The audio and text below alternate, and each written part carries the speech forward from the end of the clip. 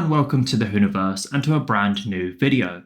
Now imagine you're a god, you have more power than any other. You can make the Toymaker run and hide, terrify the Time Lords, and make the Trickster obey you.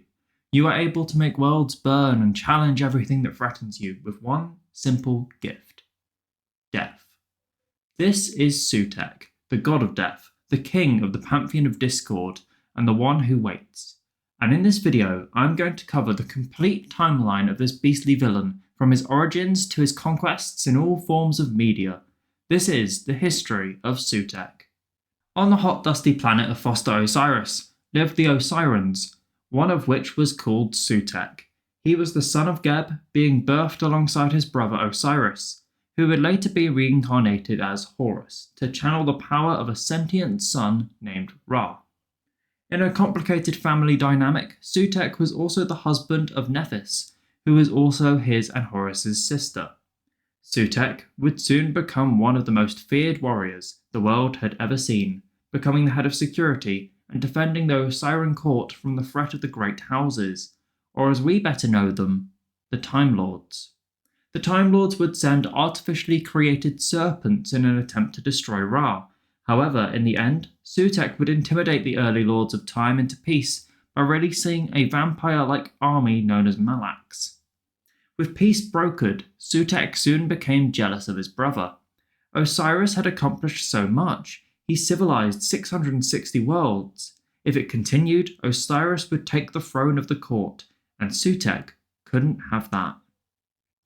He'd saved them, saved Ra, and this is what he got in return. No. He killed Osiris. He would be the rightful ruler of the Osiran court.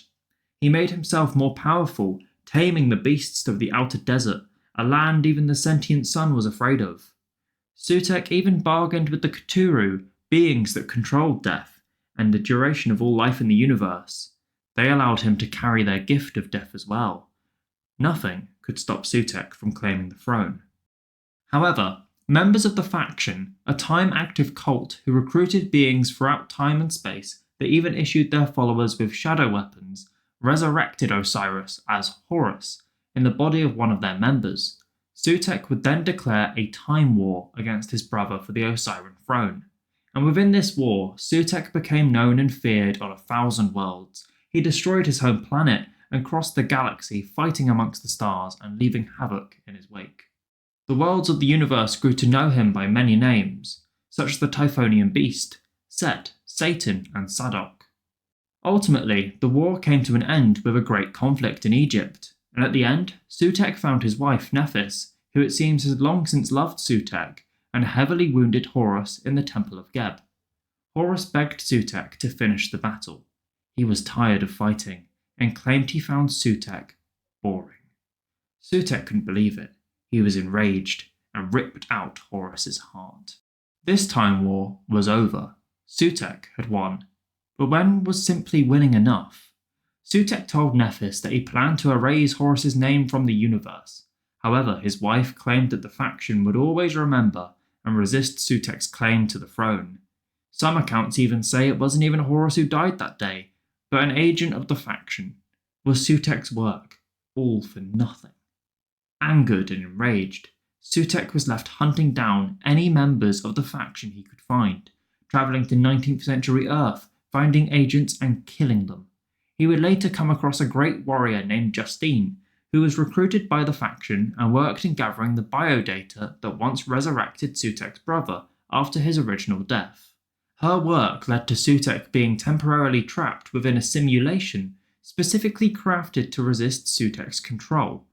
A simulation controlled by the Osiran court and within their new home, the legendary Ship of a Billion Years. Justine and Sutekh fought on the setting of this simulation, a red planet, Mars. Sutekh could control bodies and minds with ease, but Justine's mind was what he needed to defeat this warrior. He placed all his efforts into taking Justine's mind and opened a link between them both, a link that Justine, the real, non-simulated Justine, used to sever his neural connections and penetrate his natural defences using her shadow weapon. Sutekh's crippled body was then dumped on the surface of Mars by none other than Horus, who would appear and disappear throughout time once again, questioning his apparent death. The body would be collected by Sutekh's father, Geb, and plans would be made as the rest of the universe thought Sutekh to be dead. Sutekh's funeral had almost the entire Osiran court come to pay its respects, with Justine and Horus agreed to tell the court that Sutekh had been cornered on Earth by Horus and his 740 fellow warriors. This version of events was repeated in the official records and legends of Earth and throughout the universe. In reality, Sutekh was defeated, yes, and trapped in a tomb beneath a pyramid, not on Mars, but on Earth, and he was not dead. Sutekh, alive but paralysed, the once god of death, was held in a force field controlled from the Red Planet, the device on Mars being called the Eye of Horus. Now, memories can be manufactured, with Sutekh believing his defeat to come at the hands of Horus and the Osirans, and over time, the universe changed. Thousands of years passed in which Sutekh would be immortalised in Egyptian mythology, alongside Horus. Both brothers had dedicated followers, cults devoted to the Red God and Horus. By 1911, an archaeologist named Professor Marcus Scarman excavated the inner chamber of the pyramid beneath which Sutekh was imprisoned, discovering Sutekh and thereby accidentally allowing him a chance of escape. Sutekh controlled Scarman's corpse, using it and Osiran service robots, which share an appearance with Egyptian mummies, to construct an Osiran war missile, a missile made in an English priory aimed at the Eye of Horus on Mars. The Fourth Doctor and Sarah Jane were able to destroy the missile, but the Doctor fell under the psychic control of Sutekh's will, and as a result, he was made to take Scarman and the robots to Mars in his TARDIS. Scarman destroyed the Eye and freed Sutekh. Hurrying back to Earth, the Doctor defeated Sutekh by delaying his trip in a time corridor to the Priory by moving the corridor's threshold to the far future, thus effectively aging him to death. The Doctor thought Sutekh would have lived for 7,000 years before dying. However, you can't keep an evil god down. Sutekh survived by stepping sideways at the last moment, remaining trapped in a sort of limbo state in the void, alive and unaging, but once more unable to move, let alone leave. However, Sutekh was still unbelievably clever. He hid a fragment of his mind planted in the biodata of his son, Anubis, before his imprisonment, and even managed to take over Anubis's body and put into motion a plan to free himself and re-merge with him to recover his original body. While in the void, Sutekh struck reluctant bargains with many of the other horrors banished there to have them follow him into the universe, and after emerging back into the universe through an Osiran portal known as the Circle of Transcendence, Sutekh spent some time hunting down two of the abominations which he had bargained with. He destroyed the King Nocturnal together and cast the Destroyer back into the circle. Now, Sutekh expected the 10th Doctor, who was present when Sutekh re-emerged, to try and reverse the dimensional conduit in the plan to suck Sutekh back into the void. However, Sutekh had deliberately plugged the circle with the biomass of the Destroyer. Hence, when the Doctor tried to spring his trap, Sutekh redirected the energy towards himself, using it to rejuvenate his physical form, draining some of Anubis's psyche to stabilize the result. Sutekh soon returned to his full power. However, before he could destroy the Doctor, the Time Lord addressed the other released gods, who included one of the gods of Ragnarok. He pointed out how Sutekh had already betrayed two of the deities he had bargained with in the void, also noting that, so long as they existed in the physical realm, the gods counted as life, and were thus the natural enemies of Sutekh. Sutekh then battled the released gods before focusing his attention on the Doctor. In the end, a being known as Dorothy Bell had merged with a quantum harvester, giving her insane powers, including the powers Sutekh holds. She used her abilities to partially merge with Sutekh, trapping him in her embrace, and then pulled him back into the void with her, giving up her own freedom for the universe, and to save the Doctor from making this sacrifice in her place. Once again, Sutekh was stuck in the void. However, only the body of Sutekh was defeated by the Doctor, and years later his consciousness found a way into a new body, created for him using an Osiris flesh loom. He escaped from Mars, travelling back in time to the reign of the 18th dynasty pharaoh Hatshepsut, in order to manipulate Tutmosis to take his mother's throne and start his reign of terror on the world. A reign of terror and death that would fuel Sutekh and allow him to deliver his gift of death on a huge scale. He travelled to the 21st century to deliver this gift, leaving his worshippers until last. However, the 7th Doctor tricked Sutekh by showing him the solar flare ravaged Earth in the 29th century instead of the 21st. Sutekh went back in time to start over again, and this created an Ouroboros loop. A loop in time that would contain Sutekh until the years became weak, and then he would escape once more. Far in the future, on the planet Drummond, an Earth colony where everybody uses handheld computers from morning to night, Rania Chumma is a mastermind behind Rennie.net, the data stream network that tells you everything you need to know. But Rania has had a voice in her head since her childhood, a voice that's the key to Rennie.net's success.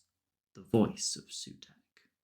The 4th Doctor and Leela looked into the planet's data stream, and before long a subliminal command flashed through Rennie.net to Drummond's entire population with one instruction: kill the Doctor.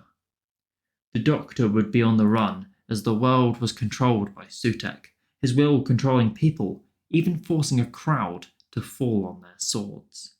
Osiris service robots patrolling the streets, and sacrifices fueling the god of death and slowly bringing him back. Fortunately, Leela and the Doctor put a stop to this evil once again. Now, at some stage in Sutekh's life, he was rescued from oblivion by command of his father, who permitted Nephis to save Sutekh. The now fallen god Sutekh the Destroyer was saved with his Sar removed and placed within an amulet. His powers weakened, Sutekh was put to work to have his Sar returned, and as one of the greatest minds and warriors to ever live, he was tasked with leading an unlikely army of liberation to free a far-flung galaxy from the clutches of an evil demon named Azag. However, in the end, time is a funny thing. It can be manipulated, distorted, and changed. It's more than just wibbly-wobbly. It can be completely rewritten by the smallest action, such as the 14th Doctor pouring a vial of salt at the very edge of the universe, invoking a superstition where the walls are thin and the rules of reality are easily broken. This action allowed the Toymaker into the universe, and with him came legions of creatures, gods, powers, and supernatural entities. The universe was changed forever, with the gods of old such as Sutekh growing more powerful as these effects rippled down the timelines. They were more powerful than ever. Times changed. Perhaps this is what always happened, or the previous events never did. But Sutekh escaped his original banishment to the time vortex by the 4th Doctor back in 1911 by latching on to the Doctor's TARDIS. The God of Death secretly followed the various incarnations of the Doctor on their journeys throughout time and space, using his powers and the time machine's perception filter to spread his angels of death wherever and whenever they landed. Sutekh was more dangerous than ever, but needed to be patient. His legacy only increased amongst the gods as he became known within their circle as the One Who Waits. He became the leader of the Pantheon of Discord, which included many members and powerful beings, such as the Trickster, the Toymaker, the Mara, and Maestro, to name a few. Now this pantheon was petrified of Sutekh, with the Toymaker who never turned down a game with Time Lords and gods alike, fleeing from the God of Death, and the Toymaker's child Maestro, baffled by the idea of Sutekh being present on the night of the 15th Doctor's companion, Ruby Sunday's birth. As Maestro was banished, they could only say that the One Who Waits is almost here. And he was. Sutekh would be revealed to the universe after so long in 2024, with the 15th Doctor investigating Susan Triad and Ruby's birth simultaneously. And while using Unit's time window, a rough manifestation of Sutekh's form began to appear surrounding the TARDIS. Later scans by the Vlinks revealed Sutekh, who then manifested in physical form atop the TARDIS as Kate Lethbridge Stewart and her team confronted him.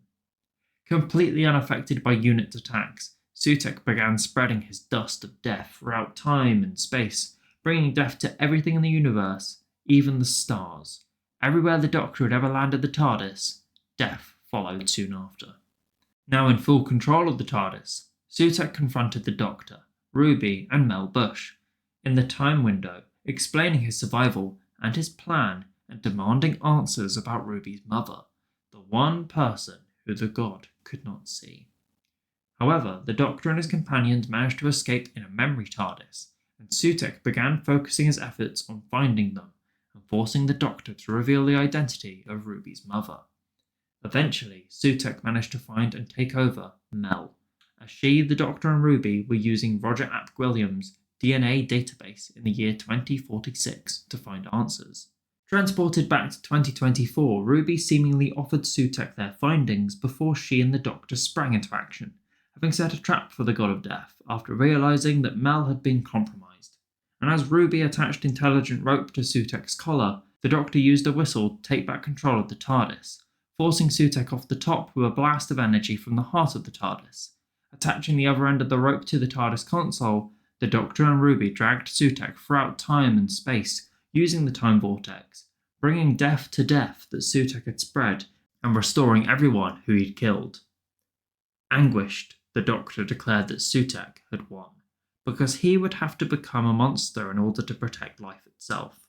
The Doctor cut the rope, tying the God of Death to the TARDIS, sending him falling unprotected into the wall of the time vortex, and unable to withstand the power of the time vortex itself. Sutekh burnt up in a matter of moments, killing him. None of the people who were killed by Sutekh could remember just what had happened to them. It was discovered that Ruby's mother, Louise Miller, was just an ordinary woman, but the belief that she had held such importance was what made her so powerful in the end. Sutekh may be dead, for now. As has been proven, you can't keep a good God of Death down, but even if it's the end for him, his pantheon lives on. His servants still exist, and if one thing's for certain, Sutekh's gift of death is waiting for everyone. One day, even for the Doctor.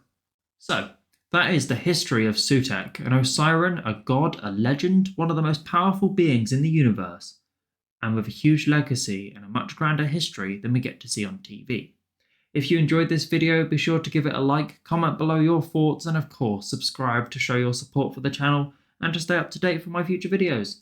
Thanks very much for watching, and I'll see you in the next video. Bye bye.